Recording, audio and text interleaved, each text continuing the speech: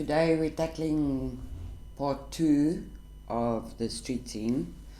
What we're going to do is I'm going to start working in oils. We've done the base in acrylic paints. So today what we're going to do is to start working in the oils.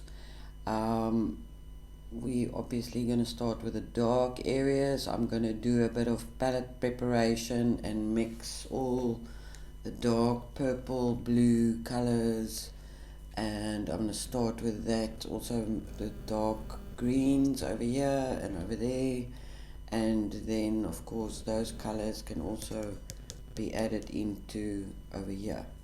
So I'm going to do a palette preparation so we can get started with the darks in oil. I just want to show you my palette, what it looks like at the moment. I've added that color over there. It is Zalon's turquoise. This one over here, it is a beautiful color. I just love this color. I can't find it in any other of the brands that I use, but this is a stunning color. And I've got my Payne's Grey, burnt sienna, burnt umber, two purples there, a primary cyan, sorry, that is the ultramarine, primary cyan. I've added that turquoise. I've got my yellow ochre, and all the colors that I've used before still on the palette. Some of it's really still wet, and I'm gonna mix the blues now to get to that dark blues, and then I'm going to start with the blues. Now just a little tip here. Oh yeah, I still got my little lid here with my mix of Artist turpentine and no, sorry, this one is the oil, linseed oil, and the medium, just to get your paint a bit more flowy and to make it dry a little bit quicker, and it adds a little bit of gloss to your oil paint. So I'm going to start mixing colors now, and then I'm going to start applying the dark colors first. What I prefer doing, I prefer to start in the darks, place all my dark colors in first. Then I'll go on to the lightest colors, and then I'll start working in the mid-tone colors. So you will see as I go along that how this thing is actually taking shape, but this has sort of given me a very good indication of the picture, and I've studied it, and I know what is plants and pot plants and tables and people and pebbles and windows and trellises and all those things. So I'm going to mix my colors, and then I'm going to start with applying the darkest colors first.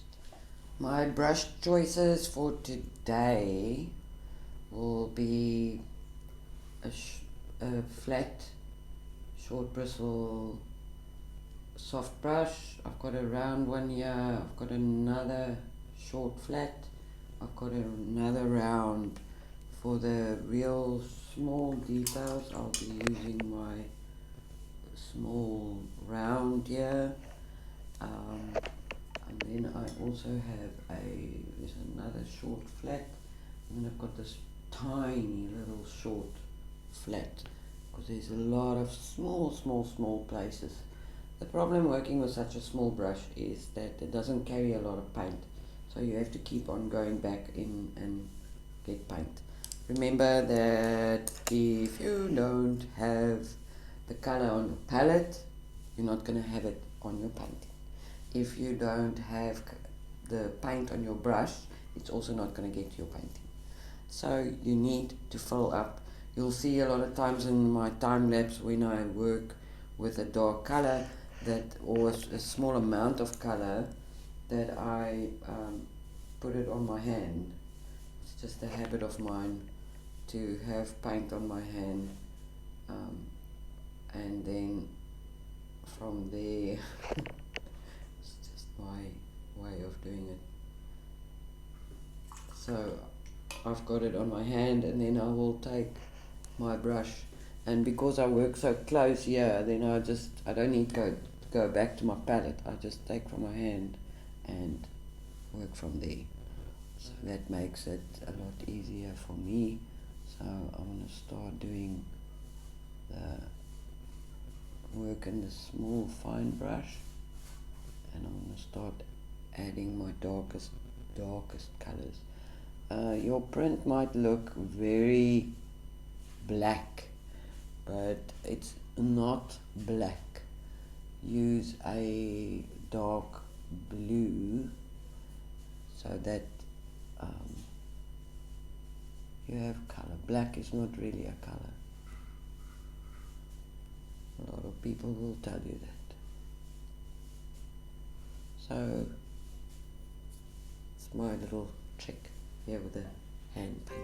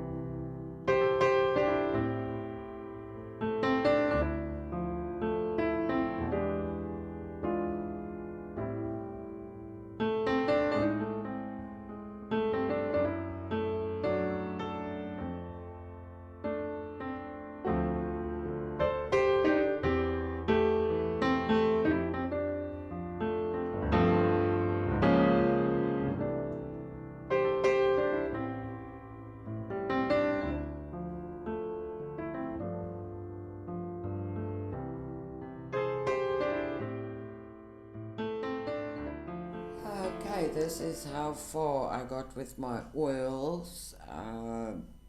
At this stage, the painting is really wet, and I'm I'm starting to touch on things, and I'm leaving blobs because I keep on pressing to have control over my hand.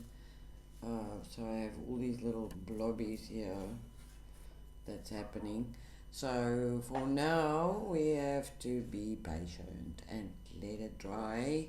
There's still loads of little pieces like there, but I have to go in with a really thin brush and get that done. But overall, we're getting there. So now it's just a matter of waiting. Or just one thing that I want to explain is that when you get to the trellises here on the little verandas, it's hard to paint in between those. What I normally do is I paint first what is behind this, and then I go over when that is dry.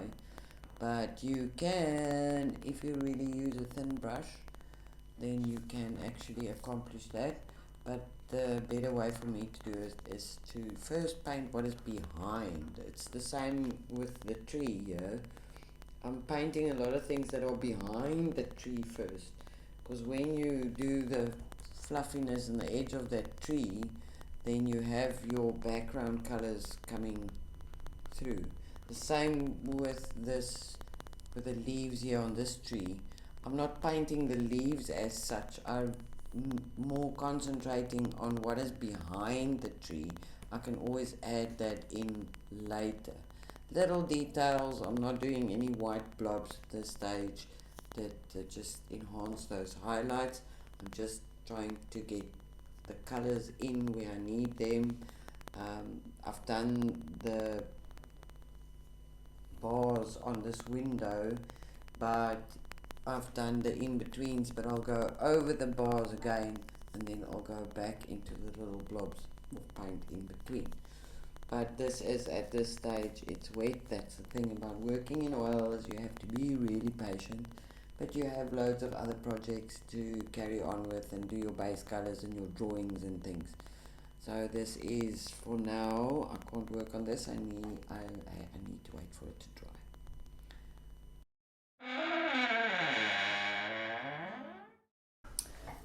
Just on a lighter note, is that this is our new baby. Her name is Susie. She's a cross between a Jack Russell and a Kern Terrier. They call them Jack Kerns. This is what I have to put up with when I'm trying to make my YouTube videos, but she's super cute. She's quiet now. She's just woken up. You're a good girl.